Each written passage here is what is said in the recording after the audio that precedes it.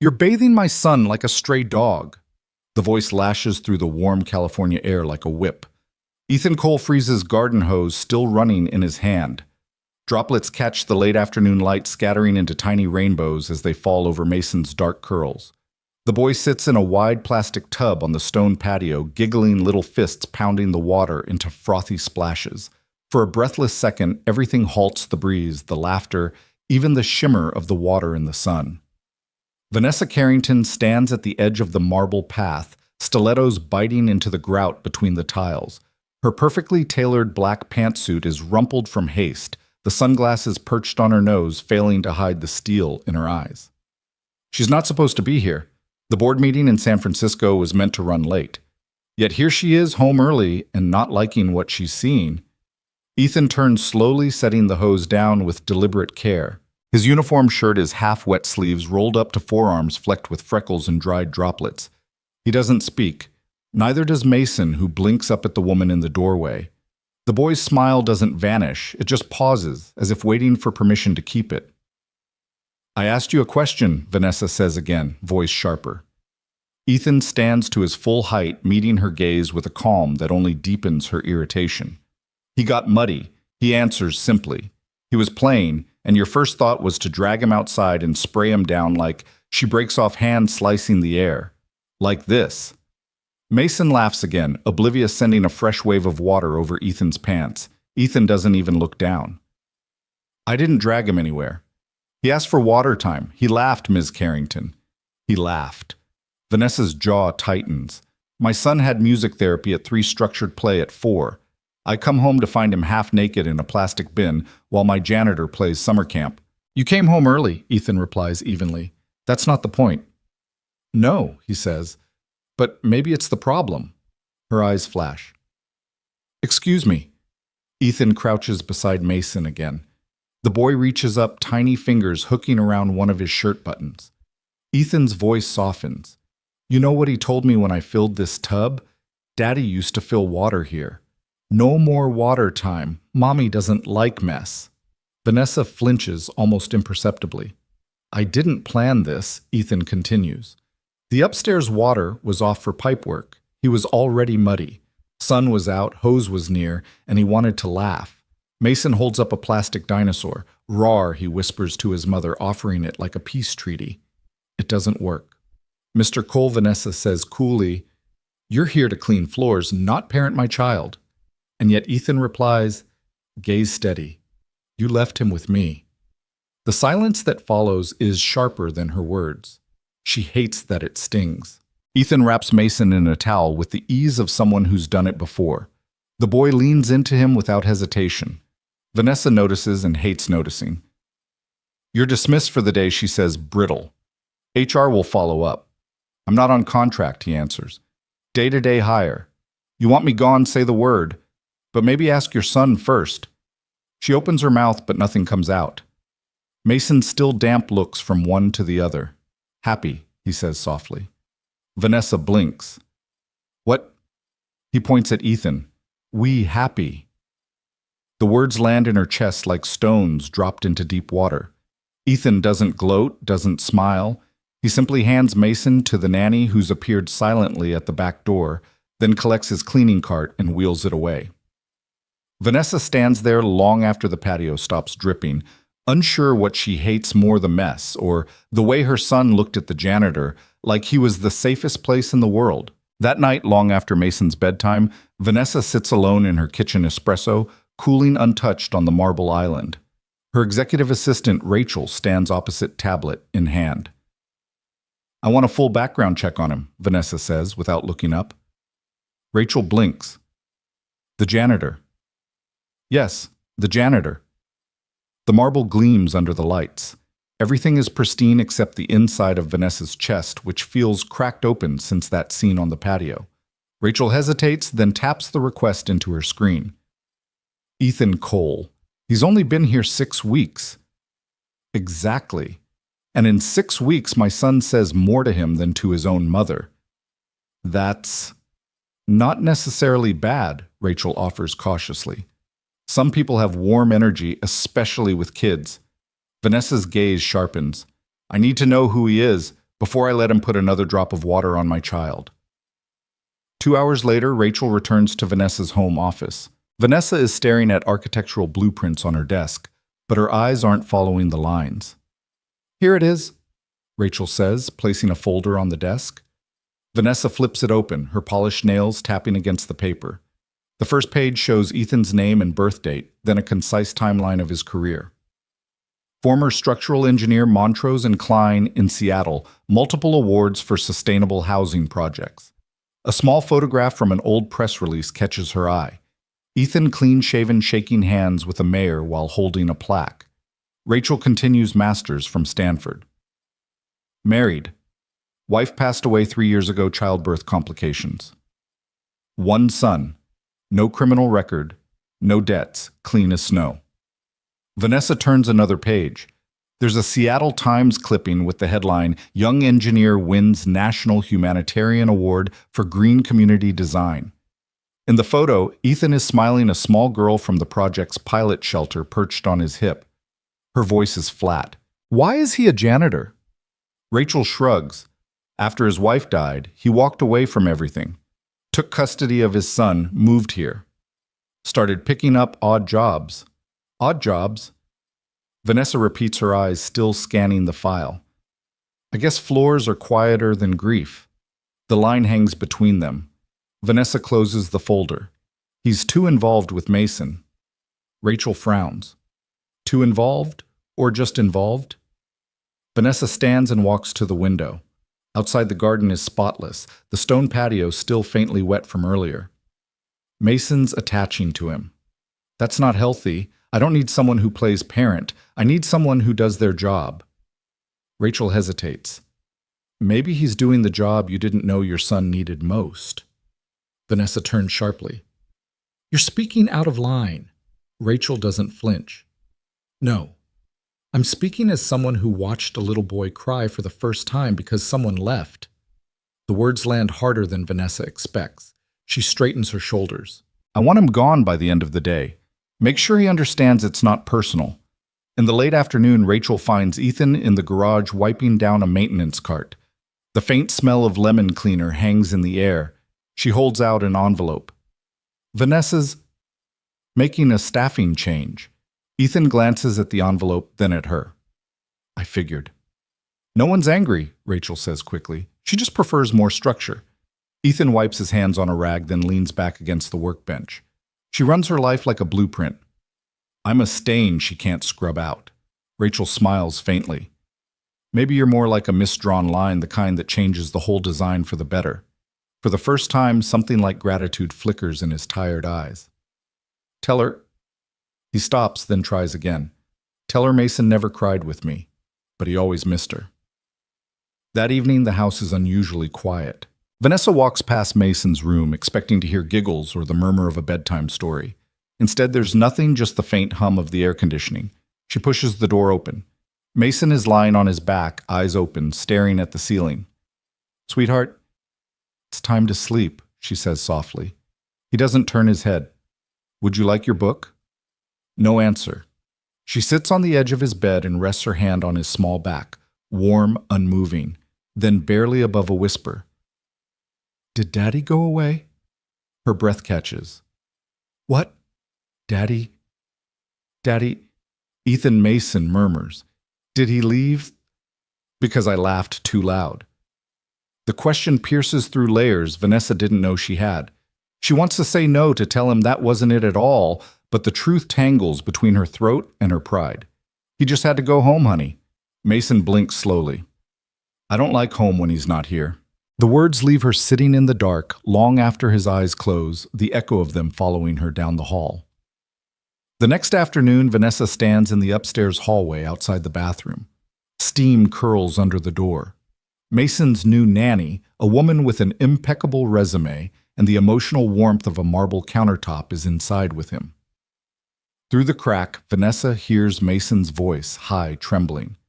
"No water. No water." The nanny's tone is brisk. "You love baths, Mason. Come now, in you go." Vanessa steps inside. The tub is already full, lavender-scented bubbles stacked high, rubber ducks bobbing on the surface. Mason stands beside it, fists clenched at his sides, shaking. "Try again," the nanny says, reaching for his wrist. Mason jerks back. "Stop! Let him be!" Vanessa says sharply, louder than she meant to. The nanny blinks. "Ma'am, if we give in, we set a precedent." "I'll pay your full rate," Vanessa interrupts. "But please leave for the day." There's a moment of tension, but the nanny finally obeys, gathering her bag and clicking down the hall.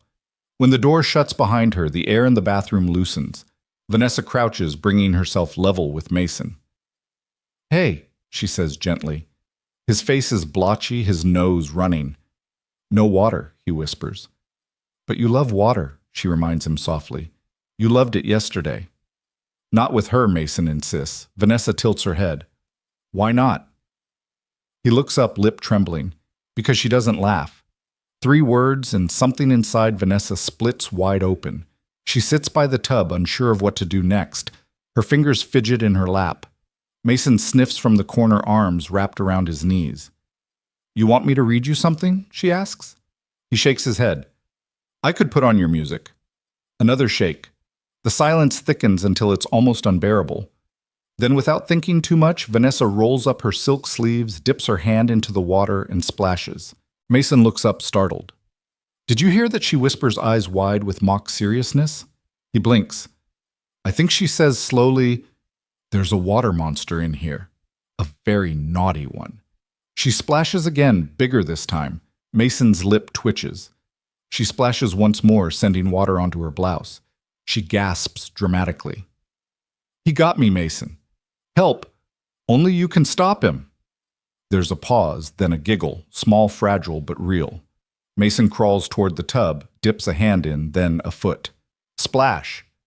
Water erupts everywhere, soaking her from head to toe. Her expensive shirt clings to her ribs. Her hair falls out of place, but she's laughing. Not polite, controlled laughter, but the kind that leaves her breathless. "Got him!" Mason shouts, stomping in the tub. "You did!" she says, grinning. For the first time in a long time, Vanessa Carrington Titan of glass towers and billion-dollar deals sits cross-legged on a tile floor, drenched and smiling because her son is laughing with her. And yet deep down she knows she hasn't won. She's only remembered. That night she dries Mason off herself, helps him into pajamas, and kisses a small bruise on his shin without thinking. Mommy, Mason says as she tucks him in, "Yes, baby. Can we go find Daddy Ethan?" Her heart twists. He had to go back to his home, sweetie. Mason's eyes are heavy-lidded. "Home is where people wait for you," he murmurs. "I'm waiting here." Vanessa sits there long after he drifts to sleep, his words pressing against her chest. The attic smells faintly of cedar and dust, the air heavy with the kind of quiet that feels untouched for years. Vanessa's heels click softly on the wooden boards as she moves past boxes labeled in Rachel's tidy handwriting. Financials 2019 Press Kits Legal Archives. One pushed into the corner catches her attention. Staff Temporary 1099 Archive. She drags it out, the cardboard scuffing the floor. Inside are old payroll copies and onboarding forms. Near the bottom, she finds a slim manila folder with a name typed neatly across the tab. Ethan Cole. Sinking down cross-legged in her linen slacks, she opens it. The resume is laid out in plain, blocky font bachelor's and civil engineering master's from Stanford. Glowing letters of recommendation from CEOs, nonprofit directors, and even a former mayor. Taped inside is a crumpled newspaper clipping from the Seattle Times engineer wins National Humanitarian Award for Green Community Design. The photo shows a younger Ethan in a collared shirt smiling into a sea of camera flashes, holding a small girl on his hip. The caption says she's from the project's pilot shelter, but the way he holds her is something else entirely protective, certain. Beneath the article, a worn envelope hides a stack of hand-drawn blueprints. The first is for a community center shaped like a semicircle, its courtyard framed by trees and curved benches like open arms, rainwater harvesting tanks, reading nooks, sand and water play areas, all labeled in his neat handwriting. At the bottom, "If we build like children deserve to be happy, the world might finally listen." Another sheet is marked Dream Draft Only. This one is personal, A modest house with one master room, one child's room, a central kitchen flooded with light, and a wraparound porch. Below the title box, "For Laura, for who we would have become." Vanessa exhales slowly. This isn't a janitor. This is a man who once designed futures. The next afternoon, Vanessa pulls into a quiet street lined with faded fences and chalk drawings on driveways. Ethan's bungalow is small, its porch steps cracked a set of wind chimes whispering in the breeze. When he opens the door, he's in jeans and a gray t-shirt, a dish towel in his hand. His eyes flicker with surprise. "Miss Carrington, I wanted to talk." He steps aside. "You came all this way. I found your plans," she says once inside. "The house, the shelter, the community circle. They're beautiful." He doesn't move. "I didn't know," she adds. "About Laura, about your work, about what you gave up." "I wasn't hiding it," he says, folding the towel with slow precision. "I just wasn't offering." "Why this job?" she asks. His gaze is steady. "Because the only place my son heard another child laugh was your backyard." The answer is a blow she doesn't see coming. "I took the job to pay bills." He continues quietly. "I stayed because Mason found someone to echo with. You were building silence around him. I couldn't let him forget what joy sounded like."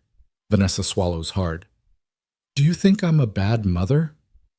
"I think you're scared," he says simply. "Of noise, of losing control, of getting it wrong." She blinks, fighting the tightness in her throat. "I was just trying to protect him." "Then start by protecting what matters," he says. "Not the schedule, not the image, just his heart." There's a long pause. Her voice wavers. "Would you ever finish the project, the one for the kids?" He looks away.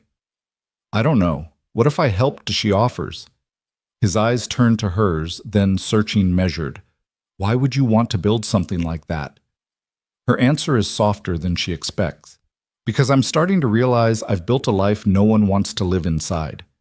The storm comes in sudden, heavy-handed sheets, hammering the glass panels of Vanessa's sunroom and turning the ivy on the walls into dripping curtains. Thunder rolls somewhere beyond the hills, low and insistent, like a warning she's already too late to heed. She's in her office phone to her ear.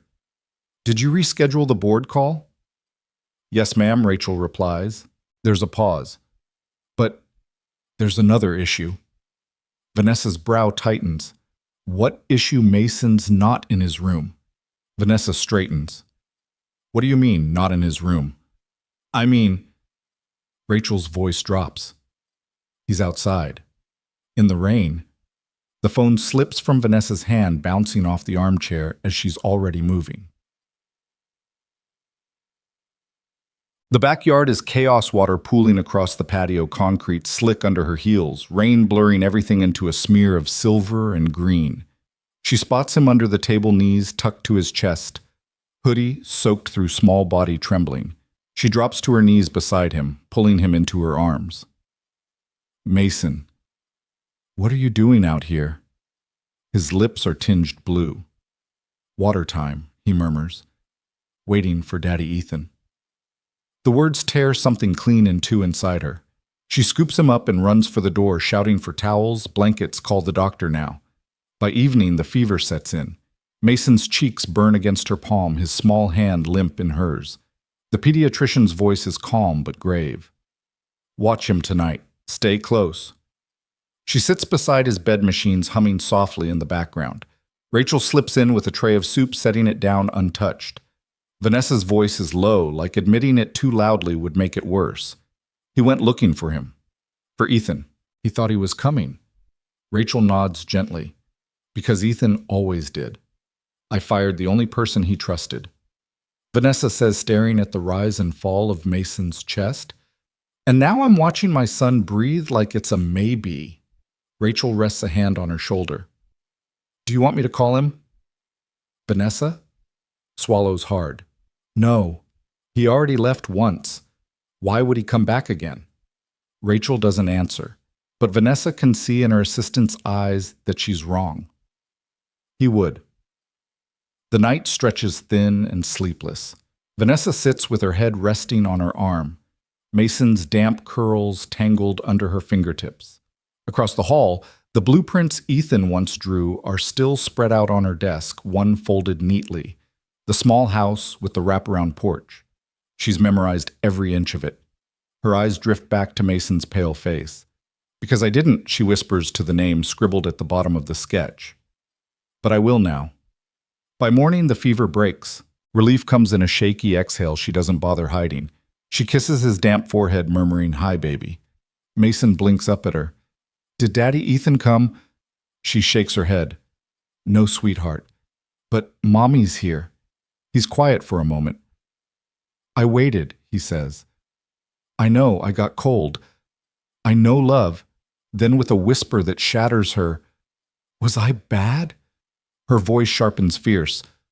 "No, you were never bad. You were just braver than I was ready for." Later that day, after Mason finally drifts into a deep, steady sleep, Vanessa goes into her office. The windows are still streaked with rain, the storm passed but leaving its marks. She picks up her phone without hesitation this time and dials. It rings twice. Ethan Cole. His voice is steady but not warm. "It's me," she says. "Vanessa." A pause. "I figured." Mason got sick. She begins cutting straight through the formality. "He went outside in the rain looking for you. I didn't know how much he'd held on to you, how much you mattered." Her voice cracks. "I thought structure could replace presence. I thought safety meant walls. But I forgot children don't need protection from joy." There's a silence on the other end, heavy but alive. "Is he okay?" Ethan asks quietly. "He's stable. Better now." She swallows. "I shouldn't have let you go. That's not about professionalism or image." "That's me." Finally being honest. He's quiet for a beat, then says, "I didn't stay for you. I know, I stayed for him." Vanessa closes her eyes. "And now I'm asking you to come back." "For him," Ethan says, "or for you, I—" Her voice falters. "I don't know how to ask for things I don't deserve." "Then maybe don't ask," he says. "Just let me choose." She exhales. "I hope you choose us." "I already did," he replies. "You just didn't see it." That evening, the front door opens with barely a sound. Ethan steps inside the fading sunlight, catching the damp edges of his jacket. He doesn't announce himself, doesn't linger in the hallway, just moves quietly toward Mason's room like he's done it 100 times before. Vanessa is already there, sitting in the chair by the bed. Mason stirs at the shift in the air, eyelids fluttering open. The moment he sees Ethan in the doorway, a sleepy smile spreads across his face. "Daddy, Ethan," he whispers. Ethan steps forward, drops to one knee, and takes the boy's hand gently. "I heard you waited," he says softly. Mason nods, eyes half closed. "Thank you for waiting." Vanessa watches from the side, her arms not crossed in defense this time, but resting in her lap. For once, she doesn't feel like a CEO managing a crisis, just a mother witnessing her child's world click back into place. In the days that follow, there's no formal truce between Vanessa and Ethan, no big conversation to settle the air. He works. She works. Mason laughs more. That's enough for now. Still, restlessness shadows Vanessa. She can't shake the sense that something bigger is pressing at the edges. One night, unable to sleep, she finds herself in the old library, her mother's room. The air smells faintly of pipe smoke and Chanel, as if the years between then and now hadn't really happened. She moves to the far corner where a particular bookshelf has always felt heavier than the others. Pressing behind a row of biographies, her fingers find the hidden latch. A click, and the bottom panel swings open, revealing a slim leather folder tied with crimson ribbon. The paper inside is yellowed, but the ink is bold. At the top, in her mother's elegant handwriting, "To my daughter, if she ever decides to stop pretending. You were born into a world I built to protect you. But I see now that I raised you behind glass, shiny, strong, untouchable. A daughter no one could crack, not even herself. You think parenting is about outcomes, about making sure they succeed, but it isn't. It's about being the place they fall when the world is too much. It's about being there, not being perfect. If you're reading this, you've likely broken something, or something has broken you. Good. That means you're finally soft enough to feel finally real enough to begin. A child doesn't need a CEO. They need someone who stays, someone who listens when they have nothing left to say. So if you're still trying to be the woman the world claps for, I beg you be the one your child runs to instead. By the third read, the words blur behind her tears. Vanessa presses the letter to her chest, whispering into the quiet. You knew all this time. The next morning, she finds Ethan in the kitchen, wiping down the counter, Mason busy stacking cereal pieces into a precarious tower at the table. She sets the letter on the counter in front of him. It's from my mother, she says. She died before Mason was born. We didn't get along. Ethan scans the first few lines, then pauses. She sounds like she knew more than she let on. She always did. He folds the letter carefully and sets it back down. Thank you for showing me. Vanessa hesitates. Do you think people like us get second chances? Ethan pours her coffee, black, no sugar, exactly how he's seen her take it, and sets it in front of her. Only if we stop using the first one to prove we were right. She stares at the steam curling up from the cup. I've spent my whole life proving things. I know. His voice is gentle. What now? She asks quietly. He leans against the counter, the hint of a smile at his mouth. Maybe start proving you're here. The lot looks smaller than Vanessa imagined. Cracked cement weeds threading up through the gravel, a rusted garden gate leaning against one hinge. Yet Ethan stands at its center like it's still exactly what it was meant to be, the beginning of something. Vanessa lingers by her car trench coat pulled close against the breeze. She's not wearing heels today, just sneakers that still look new, soles barely touched by dirt. I didn't think you'd come, Ethan says without turning. I didn't think you'd remember where this place was, she answers, stepping closer. I didn't, she admits after a pause. Rachel did. That earns a faint smile from him, but his eyes stay on the lot. She comes to stand beside him. The wind tugs at her collar. What stopped you from building it? The day I got the permits, he says quietly. Laura died. Vanessa doesn't speak. She was 26, bright, stubborn, wild. Said if we couldn't have more kids, we'd raise everyone else's. He crouches down, letting the dirt sift between his fingers. I brought our son here when he was 3 months old, stood right in this spot, and whispered to the ground, I'm sorry. Sorry for what? For surviving. For folding the dream instead of carrying it. The wind picks up, rustling a candy wrapper across the gravel.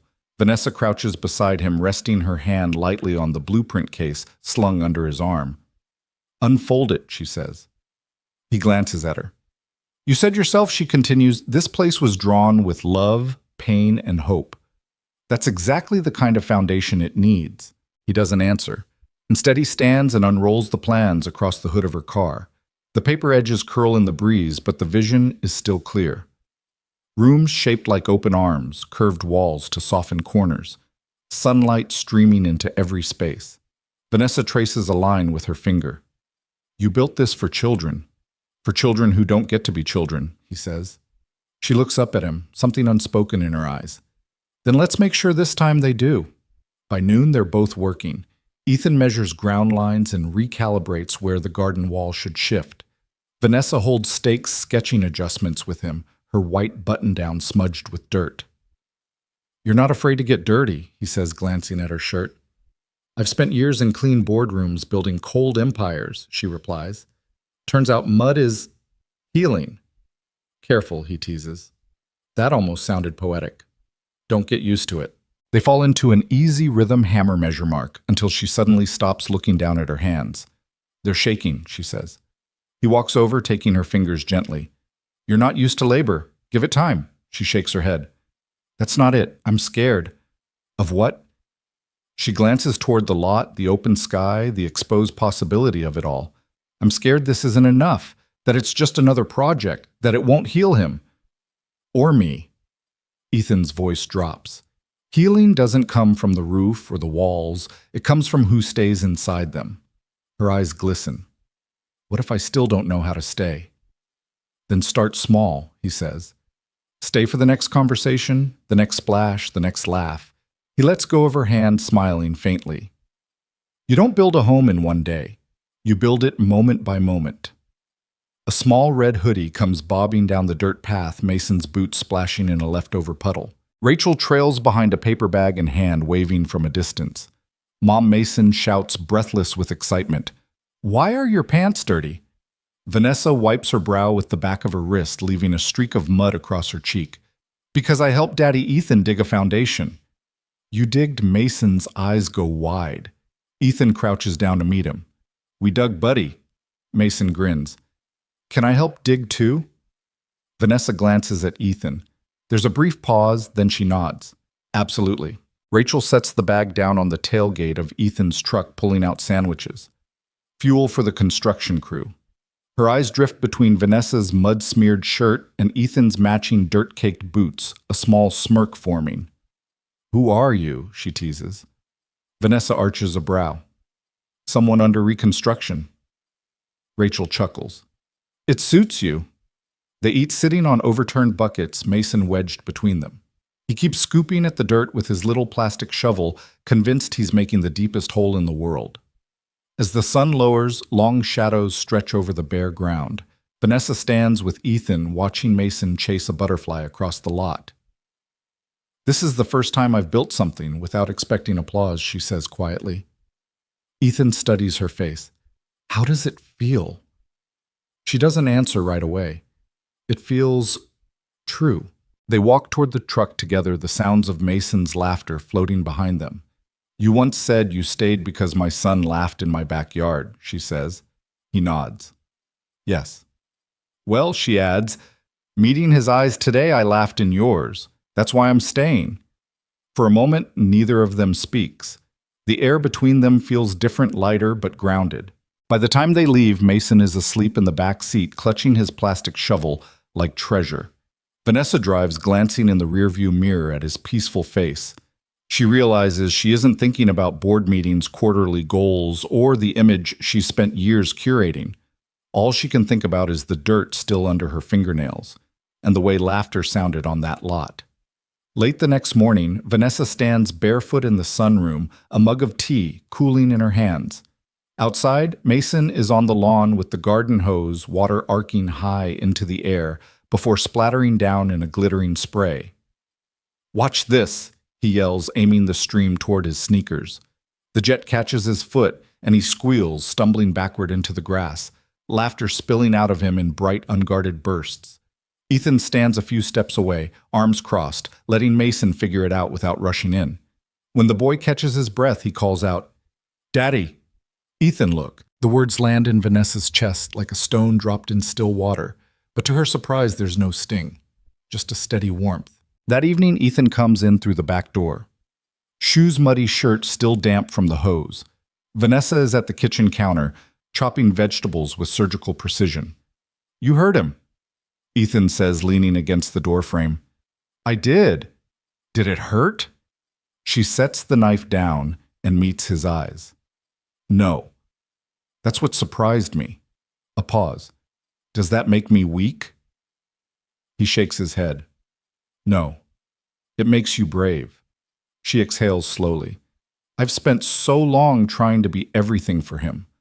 Mom, dad, guardrail, teacher, therapist." Ethan shrugs lightly. Sometimes kids just want someone who'll sit in the mud and hand them worms. Despite herself, Vanessa laughs. "That's oddly specific." "Because I've done it," he says. Her smile fades into something softer. "You didn't fail him, Vanessa. You carried him through the hardest part. You just forgot you're allowed to pass the baton." She looks down at the cutting board. "What if I don't know how to let go?" "You don't have to," he says. "You just have to let him reach for someone else without thinking it's because you weren't enough." Later that night after Mason's bath, Vanessa tucks him into bed. "Did you have fun today?" she whispers. He nods. "Daddy Ethan is funny." "He is," she agrees. He tilts his head. "He's not my real dad, right?" Her hand stills on the blanket. "No, sweetheart. You had a dad, but he didn't stay." Mason is quiet for a long beat. Then softly, "But Ethan stays." Vanessa's throat tightens. "Yes," she says. "He stays." Downstairs, Ethan is rinsing the dinner dishes, the sound of running water, steady and unhurried. Vanessa steps into the kitchen, leaning against the counter. He asked about his real dad, she says. I told him the truth that he left, but I told him the most important part too. What's that? Ethan asks, drying his hands. That you stayed. Ethan's jaw works for a moment. I never wanted to replace anyone. I just wanted him to feel chosen. Her voice catches. You did more than that. You reminded him what it feels like to be safe and free and allowed to laugh. She swallows. You reminded me too. He studies her face for a moment, then says quietly, You know why kids laugh the most when they feel seen? Why? Because laughter is trust out loud. The truth of it settles between them like something too delicate to touch, but too real to ignore. The sun is barely above the horizon when Vanessa steps onto the foundation site. The air smells faintly of fresh earth and sawdust, the cement still smooth under her sneakers. Ethan is already there, sitting on an overturned bucket sketchbook balanced on his knee, coffee in hand. A pencil is tucked behind his ear like it belongs there. You're early, he says without looking up. Couldn't sleep, she replies, stepping closer. He nods like he understands, because of course he does. Ethan, she says, voice steady but unsure, I want to help with this. Not just write checks, I mean, from the ground up. He glances at her. You want to help build a children's center? I want to build a home, she corrects. For more than one child, for more than one story. He watches her for a long moment, as though he's reading blueprints she hasn't shown him yet. Why? She doesn't hesitate. Because somewhere between my name on Forbes and the echo in my house, I forgot what real living sounds like. And now I remember it's Mason's laugh. It's him saying, Daddy Ethan, without me feeling like I've lost something. Are you asking to be part of the build? He says finally. I'm asking to be taught. Ethan sets the sketchbook down. Would you take direction from me? She blinks. Excuse me. This project needs humility, he says plainly. It needs someone who's not afraid to get dirty, to get it wrong, to get lost. Someone who won't run the first time the walls don't hold. Her chin lifts. You think I'll run? I think you've been running your whole life, he says quietly. The words hit harder than she wants them to. I want to stay this time, she says, voice low, but I need help learning how. He studies her for another moment, then nods. All right, here's the deal. You show up every day, not just with your money, but with your hands, your time, your questions. I will, she says quickly. In return, he adds, I'll teach you how to build something that doesn't need walls to keep people in. That's it. You expected more. I expected a contract. He reaches into his pocket and pulls out a single nail, holding it between his thumb and forefinger. This is a promise. We don't build from paper here, we build from choice. She takes the nail from him, the cool metal pressing into her palm like a vow. That afternoon they work side by side. She learns to measure twice and cut once. He shows her how to level a frame and carry weight across her shoulders. She laughs when she misses the nail with the hammer and nearly topples the beam. Rachel stops by with sandwiches, eyebrows raised. Who are you, and what have you done with the woman who used to lose her mind over a chipped manicure? Under reconstruction, Vanessa says simply. Later, they sit on the unfinished porch, just beams and open air. Mason sleeps in Vanessa's lap, his head heavy on her arm. Do you think I'm different now? She asks. Ethan doesn't answer immediately. You're becoming someone new, he says. That's better than being different. Vanessa looks down at her son. He didn't ask for a perfect mother. No child does, Ethan replies. They ask for the one who stays through the imperfect. She leans her head back against the beam. I think I've always been afraid of love without guarantees. That's family, he says simply. And for once, she doesn't argue. The ribbon is nothing fancy, just a strip of white linen tied between two cedar posts at the entrance to the new building. The scent of sawdust and fresh paint hangs in the warm air. It's not finished by any corporate measure, but it's ready in all the ways that matter. Ready to hold laughter. Ready to echo footsteps, ready to be lived in. Ethan stands beside Vanessa, holding the ceremonial scissors someone insisted they use. Rachel hovers off to the side with a camera, snapping photos, not for press releases, but for the walls inside. This story doesn't need headlines, it needs memory. Mason sits cross-legged on the porch steps, swinging his legs and grinning like he owns the place. Vanessa glances at Ethan. It doesn't look like the original plan. He smiles faintly. That's because somewhere along the way the plan changed. For the better, she says. For the real, he corrects. She turns toward the path lined with flower beds freshly planted by the neighborhood kids who will soon fill this place with noise. She inhales the mingled scents of soil and pine. I used to build houses to sell them, she says quietly. Now, I build them to fill them. Ethan's expression softens. You're not the same woman I met months ago. I'm still learning, she admits. He hands her the scissors. Then let this be your first finished lesson. For a moment, she hesitates. Letting go of things is still something she struggles with, but then she smiles and snips the ribbon. The linen falls to the ground like a quiet exhale. The crowd claps, not loud, not staged, just warm. Rachel wipes at her eyes behind sunglasses. Mason claps the loudest. Can I go inside now? Vanessa laughs. Yes, sweetheart. Go explore. He bolts through the door, arms out like wings. Inside, sunlight pours through skylights, landing on soft couches. Bookshelves low enough for small hands and a mural in bright paint that reads, You're safe here. Vanessa walks the rooms with Ethan, her fingers trailing the doorframes. This feels like somewhere I would have needed as a child. That's how I designed it, he says. They stop in the main room, a circle space with shelves of books and a small stage built from reclaimed wood. On the back wall, a cork board is covered in photos from the Build Vanessa hair, wild and covered in paint. Ethan teaching Mason to hold a level, Rachel hauling bags of soil. Vanessa reaches into her tote and pulls out a folded sheet. She pins it in the center of the board. Ethan leans in. It's a blueprint, but not of the building. The title reads, The Blueprint of a Family. Beneath the heading are simple sketches, a hand reaching for a smaller hand, a cup of coffee shared at sunrise, a scraped knee being kissed, a cracked voice saying, I'm sorry, a child laughing, a man staying, a woman letting herself be loved without permission. Ethan stares at it for a long time. This is better than anything I ever designed. You helped me draw it, she says. He turns to her, his eyes steady. You lived it. That evening, after the small crowd is gone and the porch lights flicker on, the three of them sit on the steps sharing foil-wrapped sandwiches. Mason leans against Vanessa's shoulder, already drowsy. Can we live here too? He asks softly. We do in a way, she says. Our hearts do. Mason points at the corkboard through the open doorway. That pictures us. All of it is, Ethan says with a small smile. Vanessa glances at him. I never said thank you. For what? For not walking away the second time. He shakes his head. It was never a second time. Just a pause. I waited until you were ready to walk with me.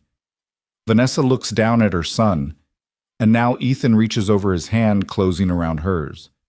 Now, he says, we walk forward. Weeks pass and the center grows not in square footage, but in heart. New children arrive with shy eyes and leave with louder laughs. Stories are shared in reading corners. Walls get drawn on with chalk. Mistakes are made and forgiven. Vanessa spends her mornings barefoot in the garden, snipping lavender dirt under her nails. She's no longer surprised by it. From the far end of the flower beds, Mason's voice rises in a rush of excitement. Mom, Daddy. Ethan found one, a big one. She looks over to see Ethan kneeling beside him, both crouched over the soil, inspecting a fat, wiggly worm like its rare treasure. Mason bounces on his heels, jeans smudged with mud. Can we name it? He shouts. Only if you promise not to bring it inside this time, she calls back. Ethan glances over his shoulder with a smirk. No promises. Later, they sit on the front steps for lunch, peanut butter sandwiches, orange slices, and lemonade in a mason jar. Mason insists on sitting between them like a bridge. Neither is willing to cross, but both are happy to share. I heard we're getting a piano next week, Vanessa says, sipping from the jar. Donated by a retired music teacher, Ethan replies. She said it's seen more mistakes than a math textbook and still sings. Sounds like all of us, Vanessa says with a small smile. Mason wipes jelly from his chin. And we're loud. That's what matters, Ethan says, and they all laugh, the kind of laugh that comes from knowing you've made it not out of the fire, but through it together. That evening, after Mason falls asleep in a pile of coloring books and toy trucks, Vanessa and Ethan sit on the back porch watching the sun slip into orange. The center glows softly behind them, alive, even in stillness. You know, Vanessa says when we cut the ribbon, I thought that was the ending, wasn't it? She shakes her head. No, that was just the door opening. Ethan is quiet for a long beat. I used to think family was something you're given, not something you make. And now I know it's who stays when it's hard and laughs when it's easy. Vanessa looks out at the dusky sky. I spent years building walls to keep everything in place, but the only thing they kept out was the things that could have saved me. Ethan reaches into his satchel and hands her a folded piece of paper. Inside is a sketch of a modest home, 3 bedrooms, wraparound porch swing set in the back. At the bottom, in his neat handwriting, the house we didn't plan but built anyway. Is this for me? She asks softly. He meets her gaze. No. It's for us. She folds the paper carefully, holding it against her chest. I never imagined this life. Me neither, he says.